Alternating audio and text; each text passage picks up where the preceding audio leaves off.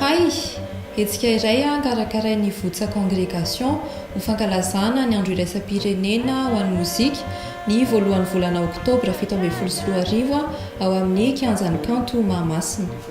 Ny festival Hay dia anasongadina manokana an'ireo mpanakanto, mpihira, mpitendry, mpanao mozika izay mana-talenta, manana ny sanganasany nefa mbola tsy izay tena fantatry ny olona loatra, tsy izay tena mandeha loatra amin'ny haino aman-jery malagasy.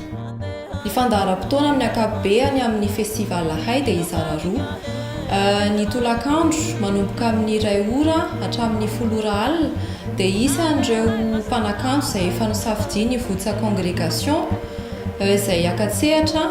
Izy ireo dia azo lazaina hoe avy amin'ny lafy nosy ary efa samy manana ny bahankira mampalaza azy sy manavanana azy.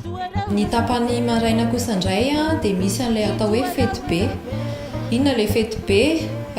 Fotoana anankiray voalohany indrindra aloha ny sinidia be na carnaval, fa avy eo ihany koa dia hisy fiakarana an-tsehatra ho an'ireo tarika sy mpanakanto tsy mbola atao anatin'ireo nisafidian'ny votsa congrégation handray anjara amin'ny tapany tolakandro.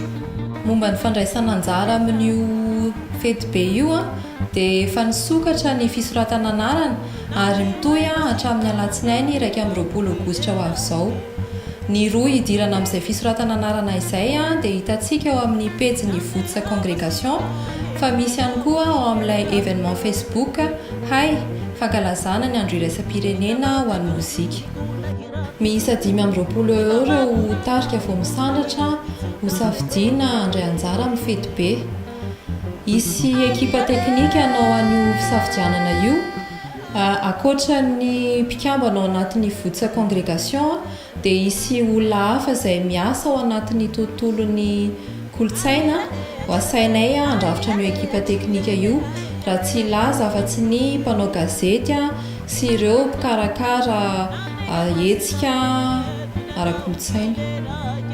Hisy masotsivana ampiasaina anaovana ny fisafidianana sy ny fanomezana loty an'ireo tarika ireo, ary anisan'izany lehibe indrindra amin'izany ilay rakitsary nangatahana tamintsika meloa.